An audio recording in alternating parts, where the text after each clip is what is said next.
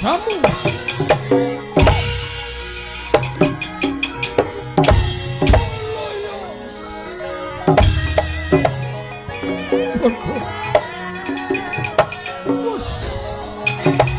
Canda Colke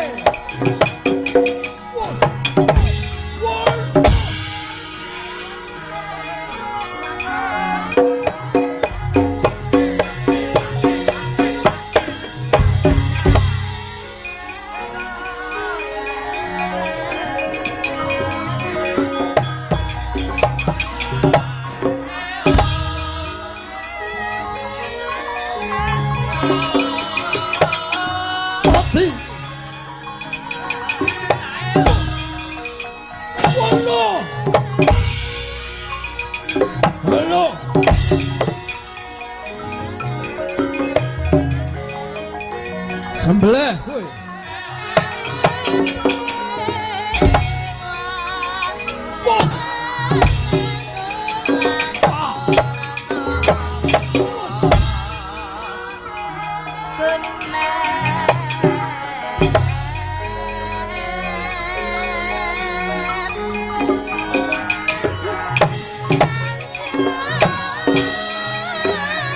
Lalo dadamu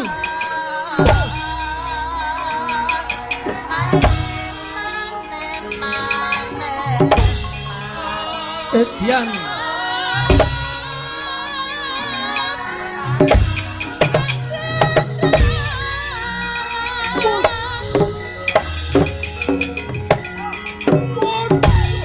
mati aku Wolo wah hei hei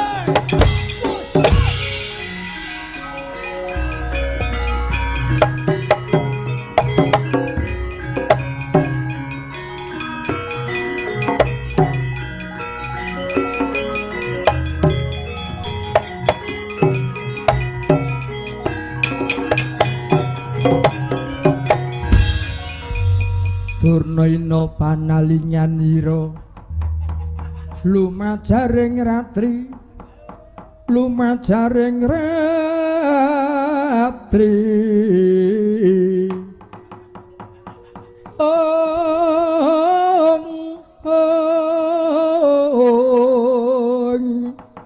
bocah kapisanan jinandak risang trusta jumena jinandak risang trusta Sumena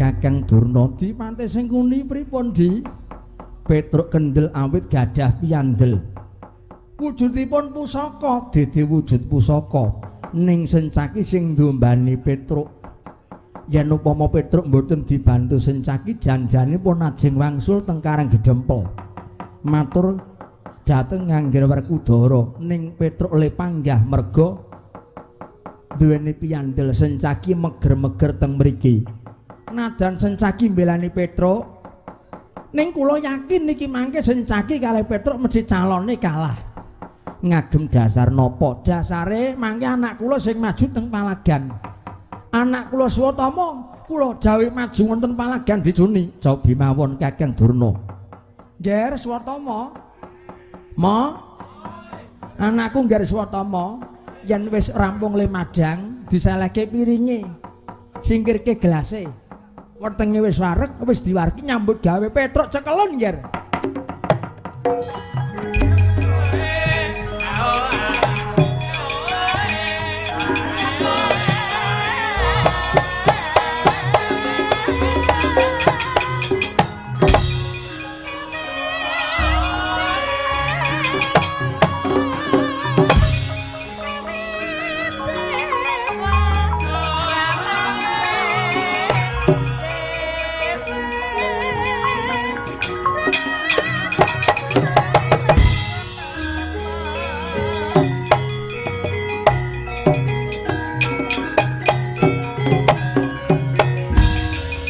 Kawan Petruk nek mboten pangkling Ndara Swatama iya aku Bambang Swatama ngugemi ngendikane Rama Penemban Durna didhawuhi supaya ngrangket kowe Petruk Nun Aku didhawuhi supaya ngrangket kowe. Bondo tanganmu ngrincung sikilmu. Lah nek kula dirangket niku napa kula korupsi napa dos pundi? Nek kula ngenggokke dana desa terus kula dirangket dihukum niku enten empere.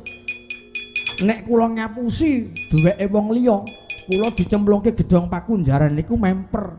Lah nek ora genah tlonjonge, ora genah perkarane kok kula jeng dirangket. Niku jenenge ora adil. Dupeh kula kok wong cilik sampeyan ajeng sak menang-menang ngukum mongko durung genah durung cetha luput lan benere. Keterangane iku ora gelem minggat, ora gelem bali jejuwing dening aku tak ladeni, Gus.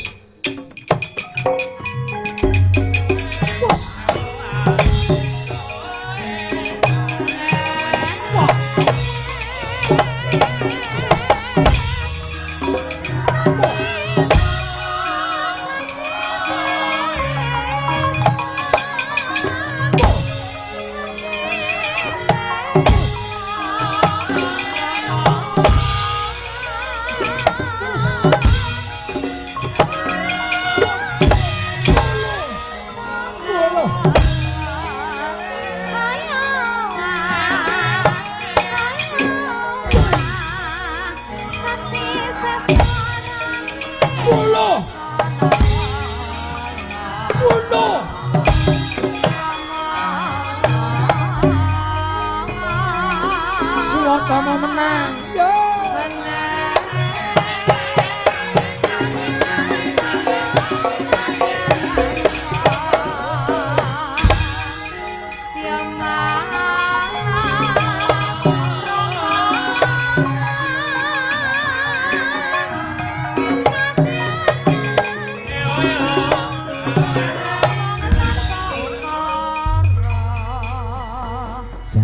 Swatama saguh ngrangket Petruk ngrincung sikile Petruk ning buktine pundi Kakang Durna meneng mawon dicuni niki rak nembe mawon dereng tenanan kasektane Swatama niku dereng diwateng nek empun gelem serius empun temen Petruk mesti kalah jabi dipun dangu Swatama piye Ngger aduh Rama penemban ngaturaken ketiwasan Petruk kula tempiling kula jortos mboten dipun raosaken gembelo sirahipun sak kentheng kula dipun candak dipun kepruk sirah kula mak klebyur pet-petan mboten sumerep menapa-menapa mesti ora weruh apa-apa jalaran kowe sore durung maem ning nek sore kowe mau madang mesti ora klebyur kula trimah mundur mawon kula mopo Rama Penemban Durna aja ya Ngger kowe anakku sing tak dama-dama kowe tak dongake taruna iso ngungkuli wong tuwa.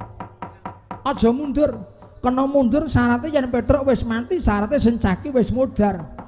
Tangih lamun kula saged ngasoraken Setyaki. Kelakon wae, Ngger. Carane maju mrene. Ulungna epek-epekmu kowe mengko bakal tak timbun. Epek-epekmu mengko bakal tak timbun nganggo watu. Ulungna, Ngger Swatama.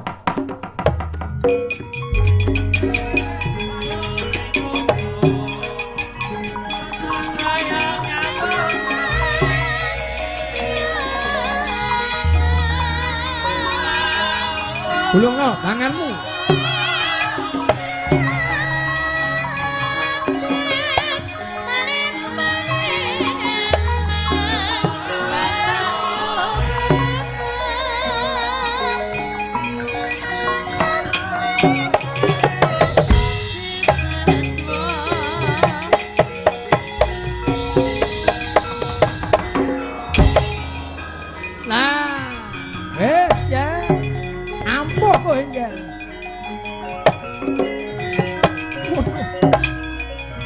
Sing cecek.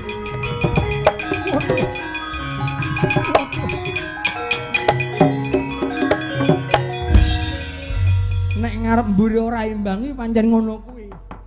Dadi iki rasane abot arep ambruk arep njungkel Swatama. Inggih. Meh kemawon kula mboten kiyat. Tangan kula menika kok antep. Tangan kula menika kok abot menika wonten menapanipun Rama Penemban Durna. Kuwi tak timbun, tak ingsi nganggo watu. Dayane sing jenenge epek-epek ingsine watu kaya ngapa?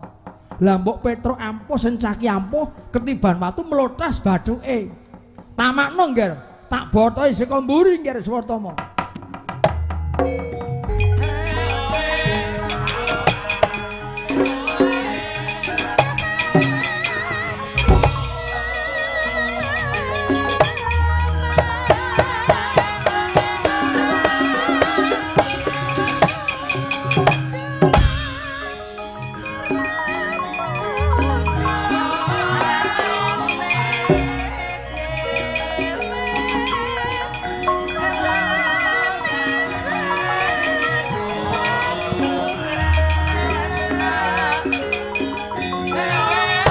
Suwartama maju meneh. Ngantemu Petruk, tak antem awas, blimpang sampean. Ora apa-apa. Didian. Mati. Ora apa-apa. Mudhar. Tampanono Petruk. Waduh.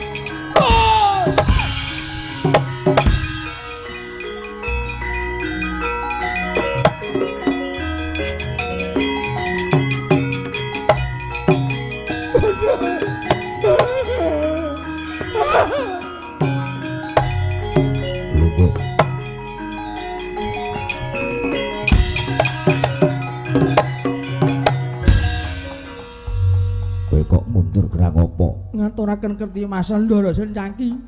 Suwartama majing wau kula jotos mboten dipun raosaken. Bareng Suwartama nyampluk sirah kula, mlotras sirah kula. Dayanipun menika amrat. Dayanipun menika amrat, Gus. Ndara Sencaki kula nyuwun tulung. Kula nyuwun pengayoman. Yen ingkang ngadepi Deden Ndara Sencaki tangel lamun saged ngunduraken Suwartama. Mundur tak labraki dhewe Petruk.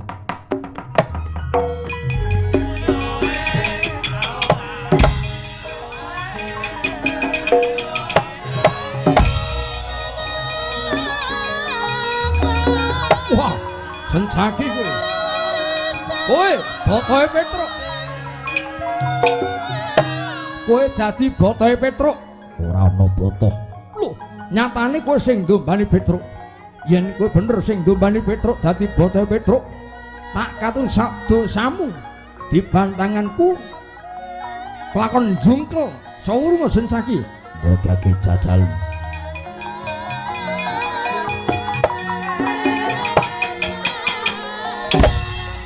Ora krasa.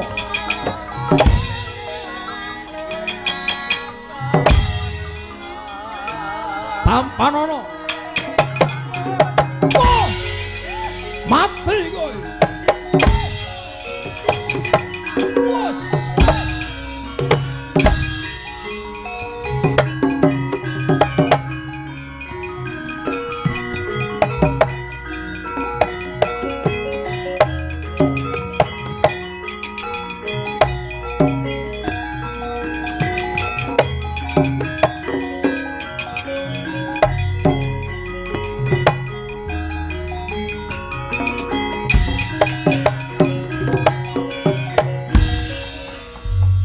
Kakang Udawa wonten dawuh sinuwun mesake banget kadangku Dimas Sencaki. Nggone perang kae ora mbabak, le perang ora imbang. Lho kok ngeten? Perkawisipun menapa? Suwartama maju ning palagan ning epek-epeke wis ditimbun nganggo watu. Mongko sing nimbun Paman Durna. Ya mesti wae arep ampuh kaya ngapa? Mustaka ketiban watu mesti ora kuat. Nggone nampani mesti njungkel. Kuwi jenenge ora adil. Lajeng supados adil mengsaipun Yai Setyaki kalian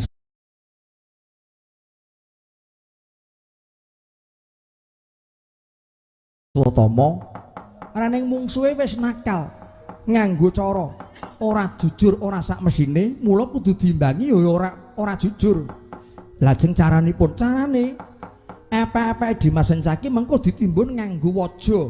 Lah niki garapanipun Sinuwun Kresna.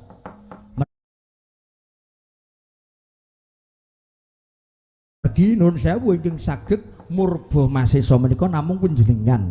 Yen kula kalian Yai Setyaki kinten kula mboten kecunggah. Aja aku. Lho kok ngaten? Merga yen ingsun sing ndombani yen kawistara Kaka Prabu Baladewa mengko mundhak kurang prayoga. Caranipun lumantar Kakang Udawa kowe tak paringi palilah. Kowe tak pengestoni apa sing cinipta kasembadan ingkang sinabda bakale dadi. Wah. Estu napa pripun? Iya Kakang Udawa.